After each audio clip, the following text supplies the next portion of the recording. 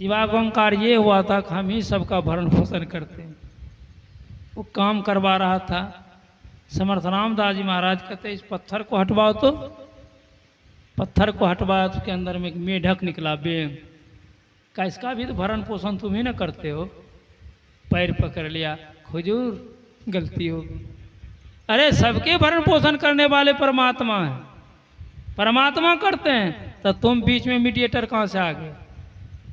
कहाँ से आ गए? का देखो शिवा, हमको कुछ चाहिए, भिक्षा दो हमको, भूख लगी है। अब शिवाजी जाते हैं, जिस तरफ देखते हैं तो कम में लगता है। खजाना के तरफ देखते हैं तो गुरु के सामने खजाना कम, अन्न भी कम है। अब उसको दिमाग में बात ही नहीं रही कि क्या दिया जाए। तब एक कागज का टुकड़ा लिया, उस कागज के टुकड़ा पर लिखता है कि गुरुजी शिवा सहित खजाना राजपाट सब गुरु के चरण में समर्पित। जाके कागज दे दिया। करे कागज का टुकड़ा क्यों दिया? इससे क्या होने को है? का हुजूर सब कुछ उसी में है।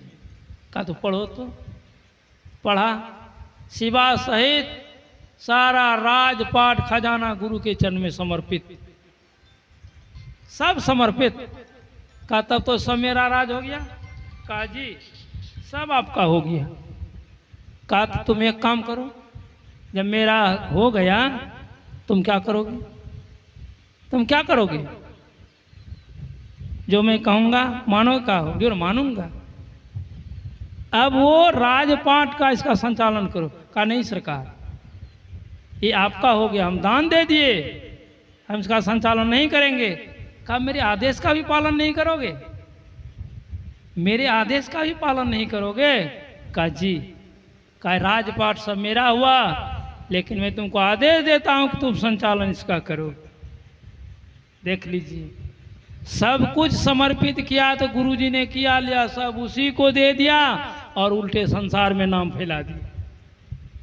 उसी तरह से जो तन मन धन से समर्पित होकर के गुरु की सेवा करते हैं, गुरु और उसका नाम फैला देते, नाम फैला देते हैं।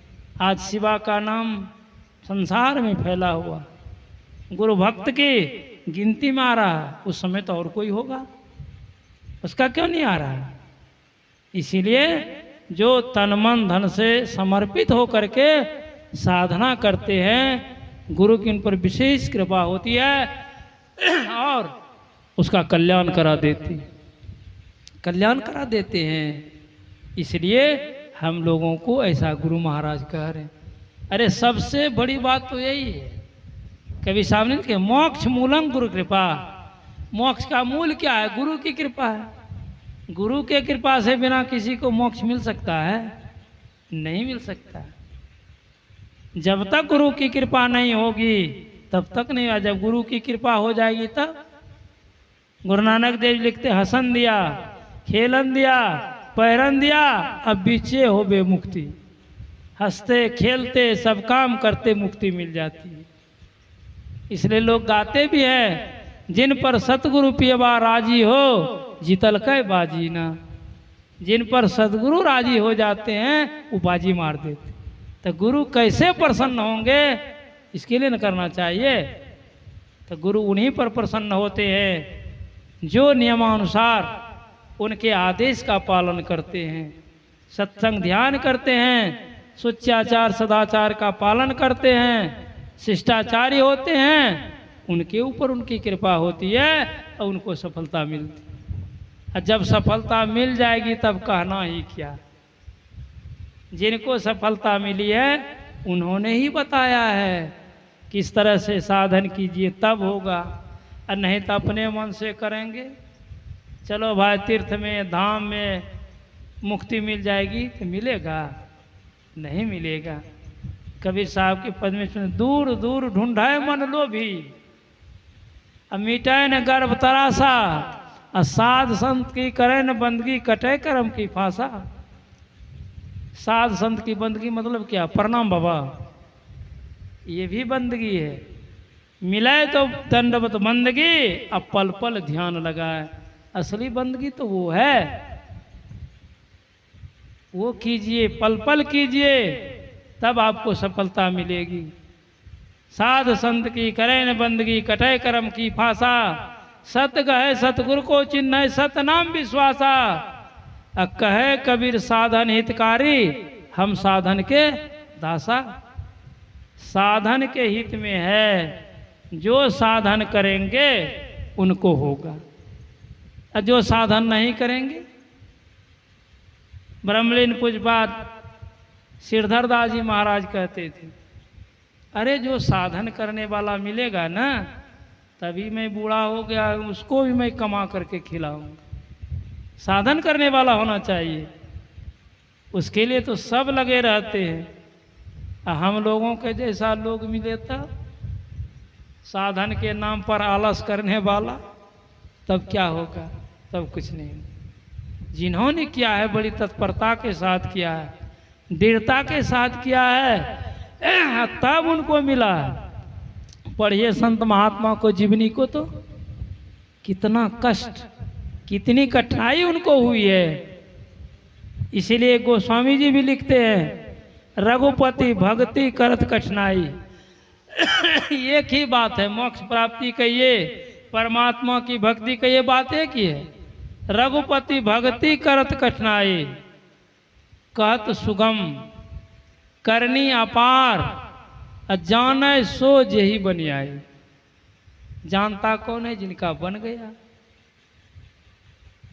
जिनका बन गया था, जो जही कला कुशलता का सो सुलभ सदा सुखकारी, सफरी सन्मुख जल प्रवाह, सुरसरी बहे गज भारी। किसी भी कला को सीखने में कितनी परेशानी होती है। लोग देखिए हारमोनियम बजाते हैं, नाल ढोलक बजाते हैं, हम लोग बजा सकते हैं? नहीं।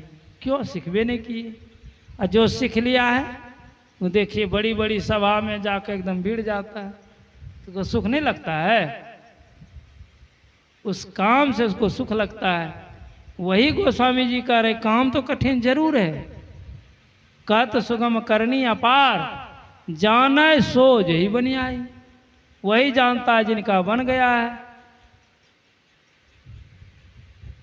उदाहरण दिया, सफरी सन्मुख जल प्रवाह, सुरसरी बहे गज भारी। एक मछली होती है सफरी, छोटी सी मछली होती है।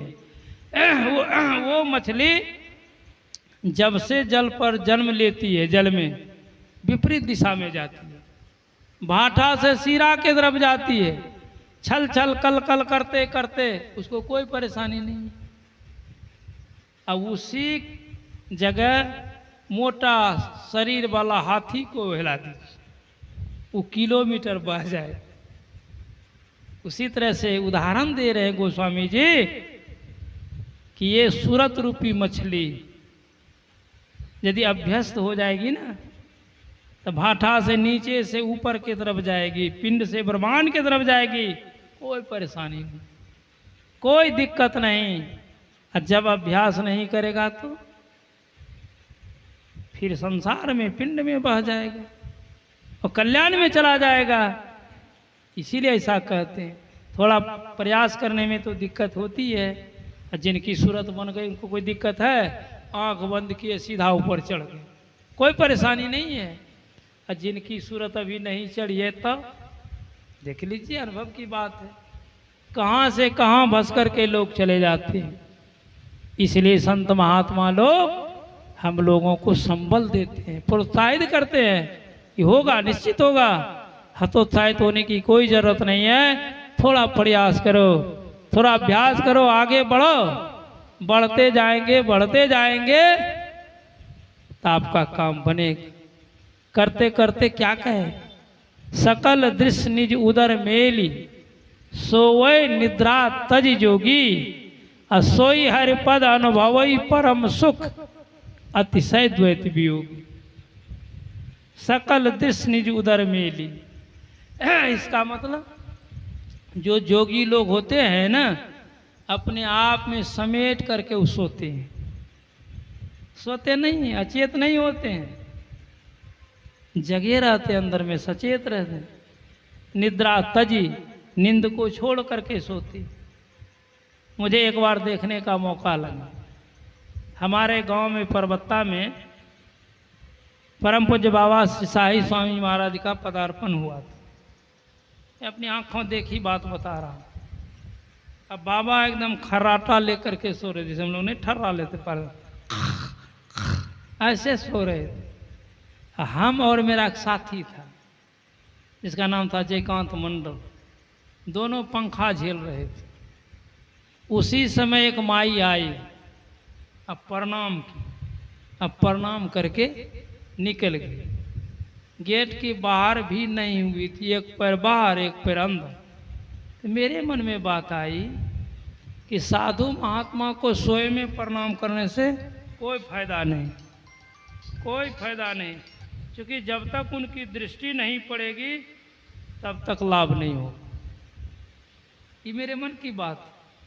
अभी मेरे मन में प्रश्नवाचक चिन्ह लगा ही है कि बाबा तुरंत इधर मुखातिब हो। तो खराटा जो ले रहे थे, ऊपर से नीचे हमको देखते, हमारा शरीर तो पानी पानी हो गया। हम कही कौन गलती हो गई, ये कैसी भूल हो गई। और कहते क्या है, क्या जी सुहास तुम्हारा क्या विचार है? मतलब संत महात्मा लोग सोते हैं? सोते नहीं हैं। जब हमारी विषम परिस्थिति देखे तो हंसते हुए संसार का बातचीत करने लगे। खेती कैसना छाँव की छाँव, मतलब संभाल लिया। तो देखिए सही संतवाणी में जो संत महात्मा लोग होते हैं वो सोते नहीं हैं। किसी भी समय आप पुकारिए, यदि सोए रहेंगे तो पुकार कैसे सुन लेते हैं? 12 बजे रात में ना पुकारिए, 2 बजे रात में पुकारिए, जब मन हो तब पुकारिए, आपकी पुकार सुन लेंगे।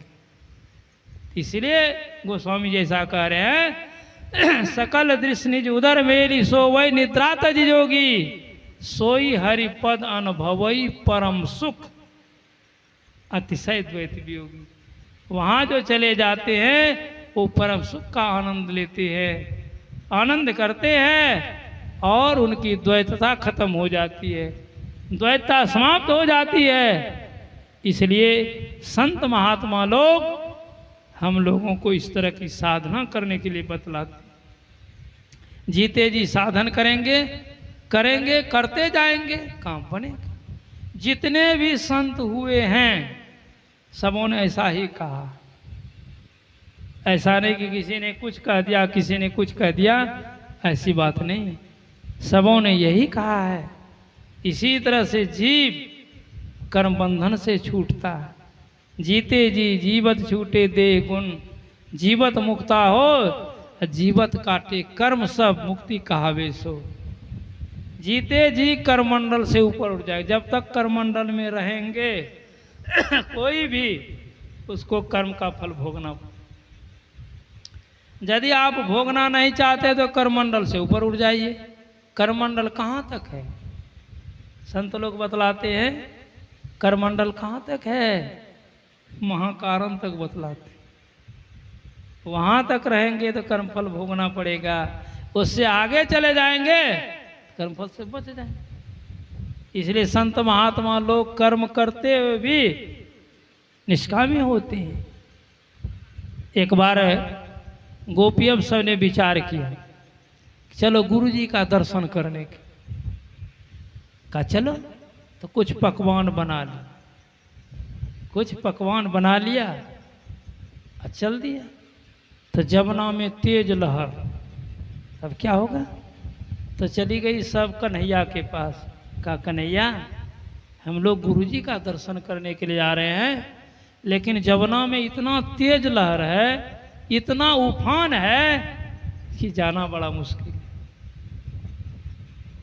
भगवान श्री कृष्ण कहते हैं कि जाओ जमुना से कहना कि यदि मेरे कन्हैया आबाल बाल ब्रह्मचारी है तो मर्यादित हो।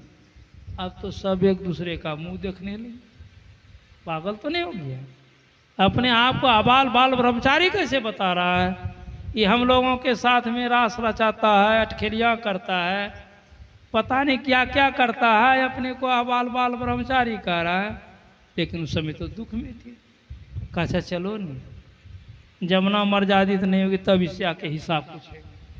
चली गई। सब सखी हाथ जोड़ के कहते जमुना, यदि मेरा कन्हैया आबाल बाल ब्रह्मचारी है तो तुम मर्यादित हो जी। इतना सुनना ही था कि जमुना शांत हो गई, भर घुट्टी पानी होगी, सब पार कर। अब तो सब हैरत में पड़ गई। ये तो सचमुच है, उनके कहने से का बाल बाल ब्रह्मचारी है, तो मर्यादित थी तो परीक्षा में पास।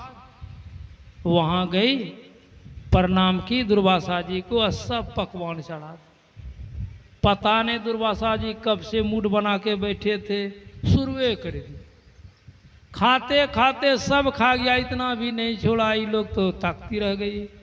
हम लोग सोचे थे गुरुजी कुछ प्रसाद छोड़ेंगे तो हम लोग खाओगे, ये तो सब सफा चट कर गया।